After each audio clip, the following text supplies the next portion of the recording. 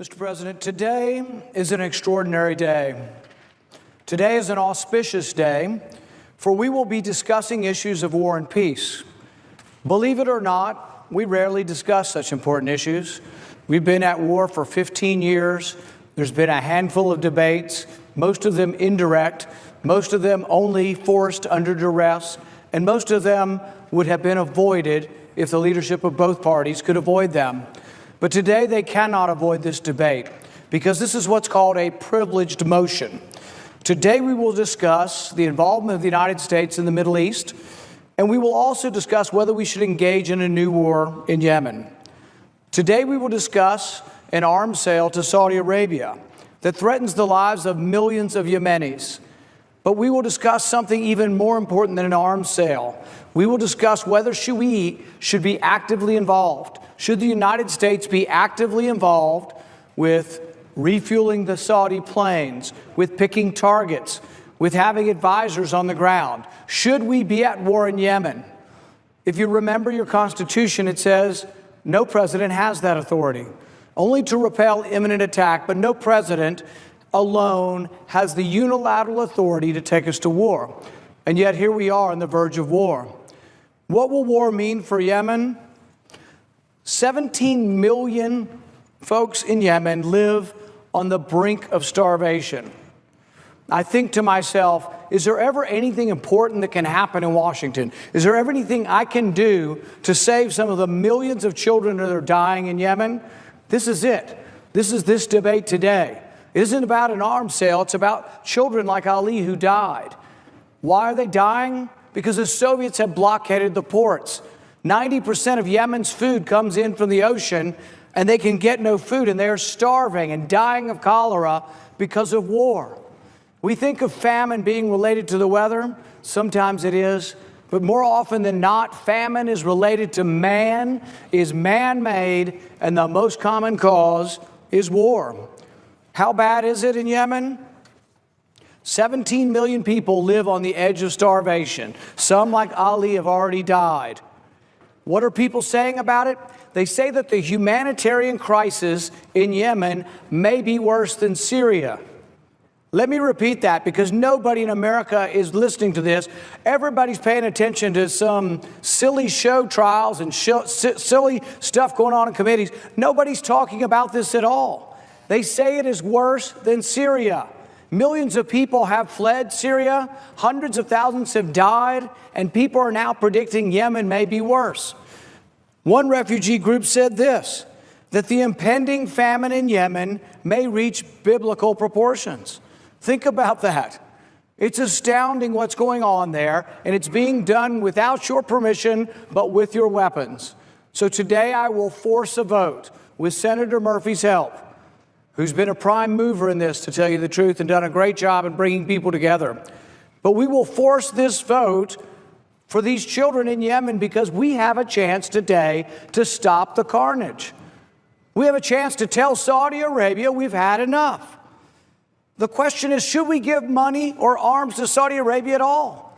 What has Saudi Arabia done over the last 30 years? They have been the #1 exporter of jihadist philosophy, the #1 exporter of let's hate America, let's hate Judeo-Christian ethic, let's hate the Judeo-Christian tradition.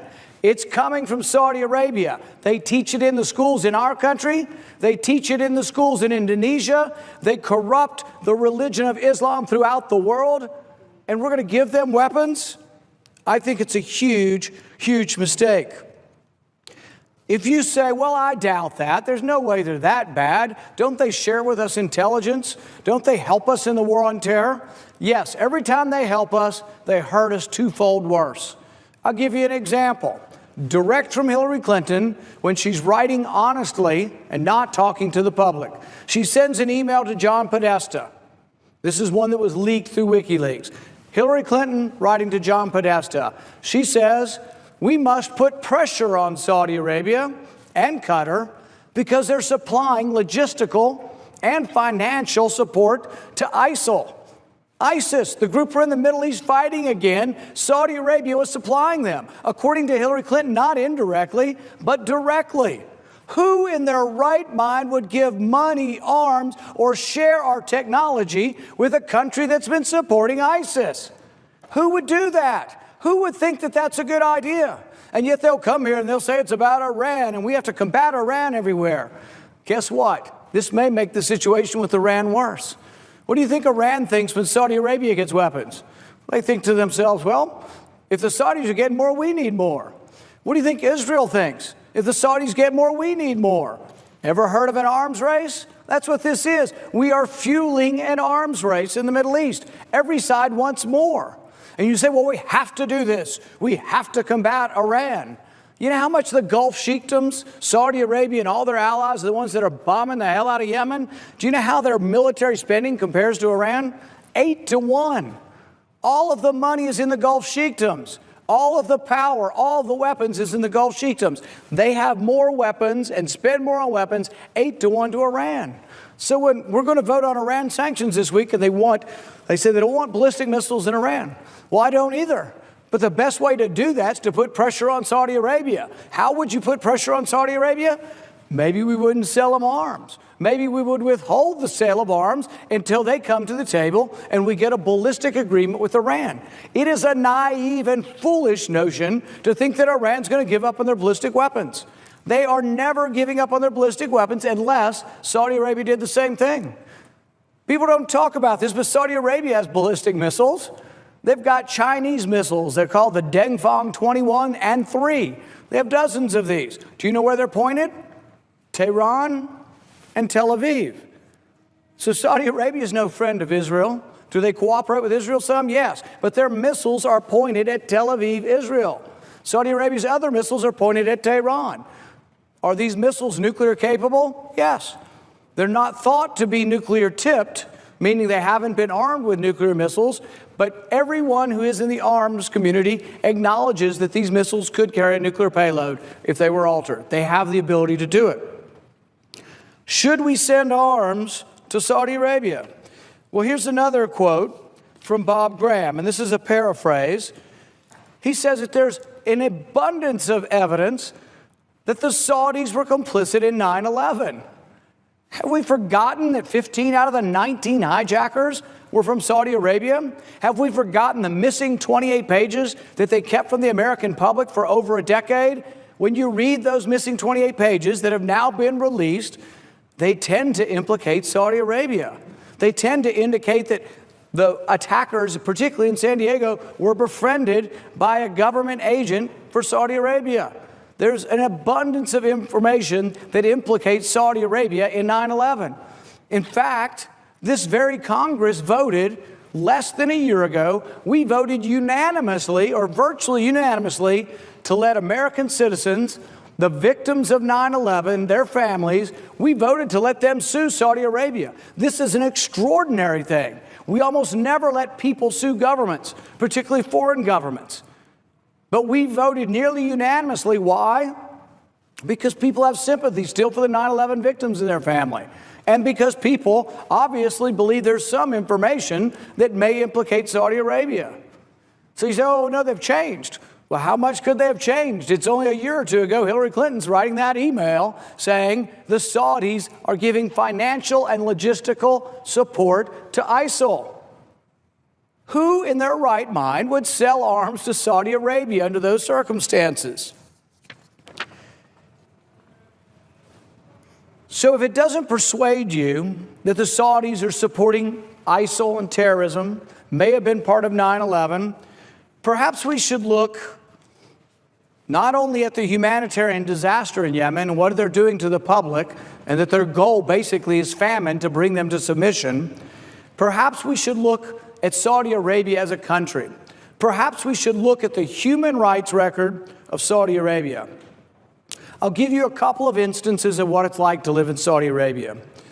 There was a young girl who was 19 years old. They haven't named her because her story is so traumatic. She was 19 years old. They call her the Girl of Qatif. She was 19 years old and she was raped by 7 men. Now, the men were punished, a couple years in prison.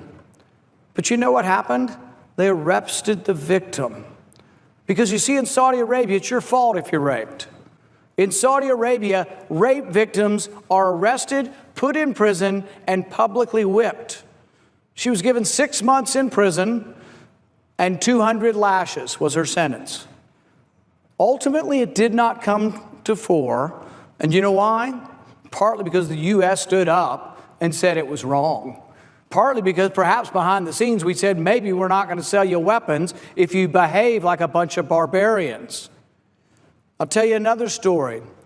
Ali al-Nimr, he's a Shiite. The Middle East is somewhat divided between Sunni and Shia.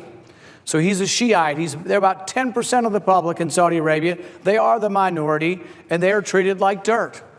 His uncle was a sheikh, and by all accounts, one who called for peaceful elections, who wasn't an advocate of violence, never was known or seen to have a weapon, but was executed by the Saudis for leading protest. Executed for standing up in front of people and saying, we should have elections, we should not have this authoritarian government that lords it over us and does not allow us even to practice our religion in public. Ali's uncle was beheaded. Ali was 17 at the time. It was the beginning of the Arab Spring, and Ali got excited and motivated. And if you see the pictures of him, it's heartbreaking. You see pictures of him in Western clothing. He liked poetry. He liked music. He was by all means the kind of people that we wish would come to leadership in Saudi Arabia. But at 17, he went to a rally, and he chose to be part of the Arab Spring to say, we don't want authoritarianism. We don't want despots. We don't want kings and all of their hereditary lording it over us. We want elections. And for that, he was arrested and put on death row. And death row, and Saudi Arabia being Saudi Arabia, the death row includes beheading and crucifixion. That will be his sentence, beheading and crucifixion. This is the regime that you're being asked to send weapons to. People say, oh, they're buying them. The technology is ours. It's American technology that was developed for the defense of this country, and the companies would never have the technology had we not paid them to have it. The American taxpayer has a right to that technology, and while almost every other good in the marketplace, I would say the government has no right to tell you who you sell it to, arms are different because they're all developed by the U.S. taxpayer. And I do believe there should be rules about who gets our arms. I don't think we should sell them to Saudi Arabia if they might wind up in the hands of ISIS. I don't think we should sell them to Saudi Arabia if they punish people for protest, if they punish people for speaking out by beheading them and crucifying them. I'm not for selling them a rifle, much less precision-guided missiles. Now, some will say, oh, if we give them more accurate missiles, they'll kill less civilians. That presumes that they're not targeting civilians. You think it was a mistake? You think they accidentally bombed a funeral procession? You think their intelligence was so bad they didn't know it was a funeral procession? They killed 125 people at a funeral. They wounded 500. We wonder about why we have so much terrorism. Some, yes, they hate us maybe inherently, but some of it's blowback to policy. Some of it is, do you think the people who died or the people that survived or the relatives of those who died in that funeral procession, you think they're ever going to forget it?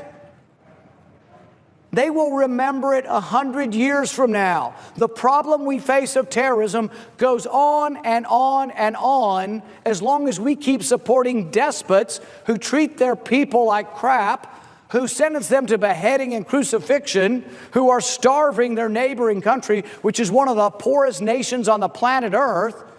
We are not getting better. We are not getting any closer to peace by supporting the Saudis. It's a huge mistake. The girl of Qatif, rape victim, sentenced to prison and lashes, 70 lashes. Ali al-Nimr, still on death row, sentenced to beheading and crucifixion. Raif Badawi, what is he? I don't know much about him, but he's an outspoken blogger. Somebody who writes his opinion and may have opinions that may not be orthodox. But for that, the Saudis arrested him, and he's in jail for 10 years, and he's sentenced to 1,000 lashes. I don't think you can survive 1,000 lashes, so the Saudis, in their great humanity, are dividing his treatment into 10 doses. He's already had 100 publicly applied. He has 900 more to go. Shouldn't we think a little bit about supplying arms to this country? If the human rights aspect to this is not enough, I think we should probably think about the region. There is a problem in the Middle East. There is conflict. Some of it goes very deep. Those who live in the Middle East remember the Battle of Karbala in 680 AD, when a grandson of Muhammad and a caliph came together and had a battle. They still remember, and they're still unhappy about a battle from 680. They have long memories. I'm reminded of what one Afghan told a reporter or a soldier recently. He says, "You have all the watches, but we have all the time." They live there and have for centuries, and we'll be there when we have gone. They have to fix their own problems. We can occasionally say we're going to help some people destroy an evil empire, an evil group like ISIS. Yes, but the people fighting and the people on the ground need to be the people who live there. It can't be foreigners. It can't be people who they consider to be pagans. It's never going to work.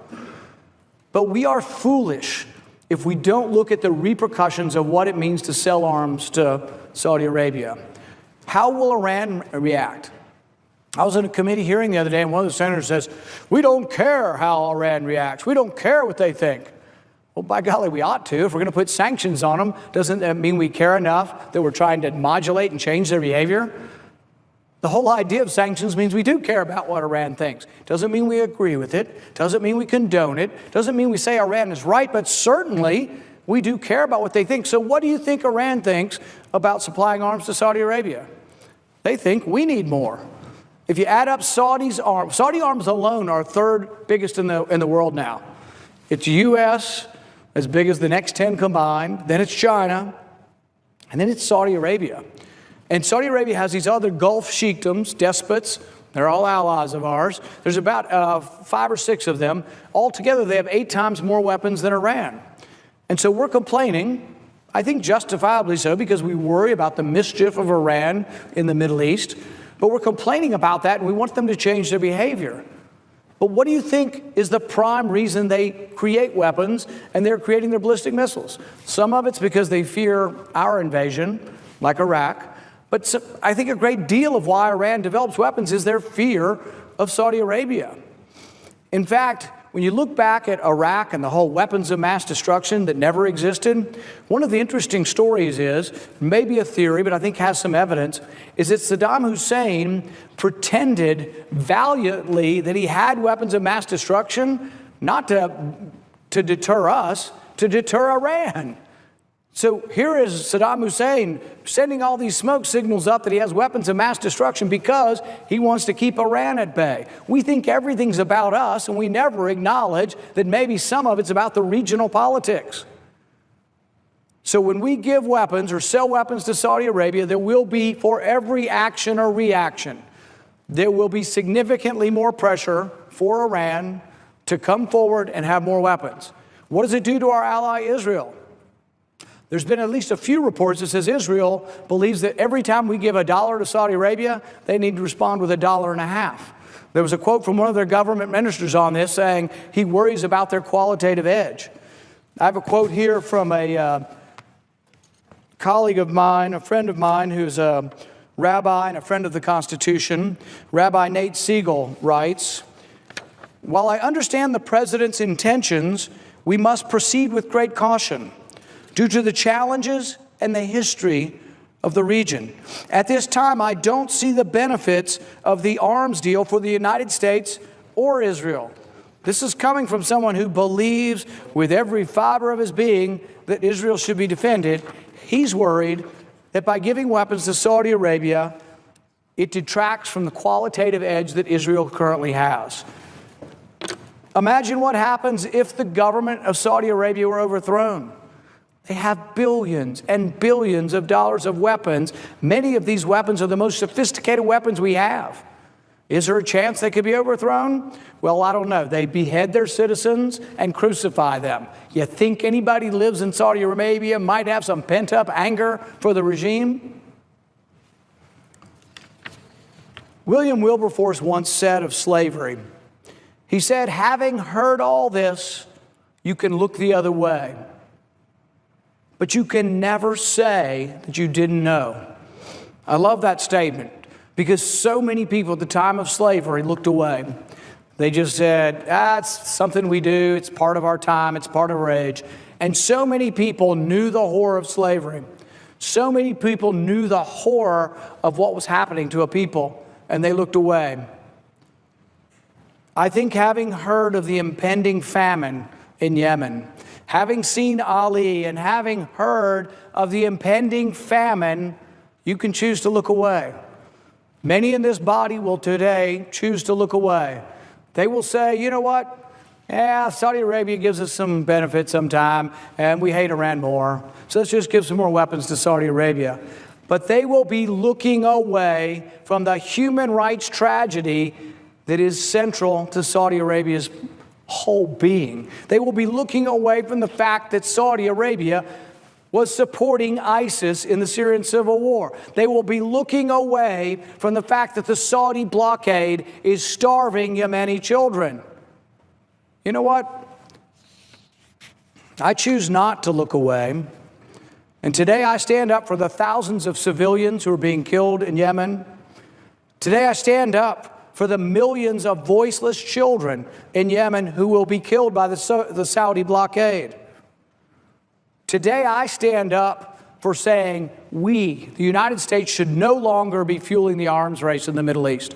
It's come to no good. The wars and the rage and the anger are thousands of years old. We will never get to the bottom of it. We should defend ourselves at all costs.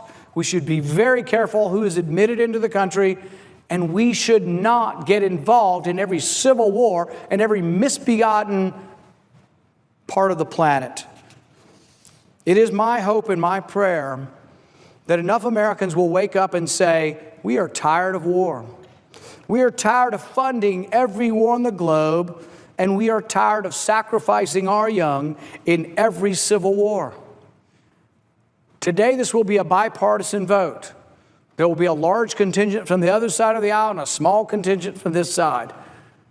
But this is important. This is a rare day in Senate history where we actually have the chance to stop an evil.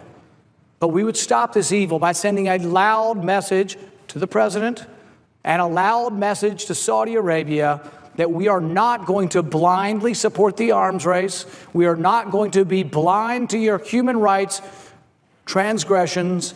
And we are not going to blindly give you weapons in the face of beheading your citizens and crucifying them. So today I take a stand for those who do not have a voice, and I hope the Senate will think long and hard and will vote against this arms sale to Saudi Arabia. We will make America great again.